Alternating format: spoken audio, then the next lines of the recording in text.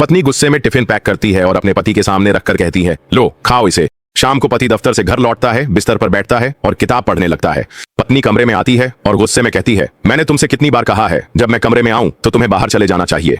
पति हैरान होकर पूछता है, तुम्हारी समस्या क्या है? पत्नी जवाब देती है, मैं तुम्हें कितनी बार बताऊं, ये शादी मेरी मर्जी से नहीं हुई थी। पति उसे देखता है और कहता है, तो फिर तुमने मुझसे शादी क्यों की? तुम मना कर सकती थी। पत्नी जवाब देती है, मैंने अपने पापा से कहा था कि मुझे ये शादी नहीं करनी, लेकिन उन्होंने मेरी बात नहीं मानी। पति कहता है, तो तुम शादी से पहले मुझे बता सकती थी। पत्नी उदास होकर जवाब देती है, उस वक्त कोई समझ नहीं पाता। पति कहता है, तो ये सिर्फ तुम्हारी जिंदगी नहीं है, मेरी भी बर्बाद हो गई है। मैं भी ऐसी पत्नी चाहता था जो मुझे प्यार और देखभाल दे। 5 महीने से तुम मुझे नजरअंदाज कर रही हो, ठीक से बात भी नहीं करती। आखिर तुम सच क्यों नहीं बता देती? पत्नी आखिरकार कहती है, ठीक है, जानना चाहती हो, मैं किसी और से प्यार करती हूँ और ये मेरी जिंदगी है। मैं इसे अपनी मर्जी से जीऊंगी। मेरी मर्जी के बिना मुझे छूने की कोशिश मत करना। पति गहरी सांस लेकर कहता है, तुम्हें ये बात पहले ही बता देनी चाहिए थी। क्या तुम अब भी उससे प्यार करती हो? पत्नी सिर हिलाती है, हाँ, वो भी अब भी मुझसे प्यार करता है। शादी के बाद से मैंने उससे बात नहीं की, पर मुझे पता है वो अब भी मुझसे प्यार करता है। पति कहता है, ठीक है, फिर उसके पास चली जाओ। अगर तुम मुझसे प्यार करती हो और वो भी तुमसे प्यार करता है तो तुम आजाद हो। मैं तलाक के कागजात तुम्हारे घर भेज दूंगा। आज से तुम आजाद हो। उसके साथ अपनी जिंदगी जियो। पत्नी बहुत खुश होकर अपने बॉयफ्रेंड को फोन करती है और तैयार हो जाती है। वह उसके घर पहुंचती है और जब वह दरवाजा खोलता है तो वह कहती है, मैं सब कुछ छोड़ आई हूँ, अब मैं यहाँ हूँ।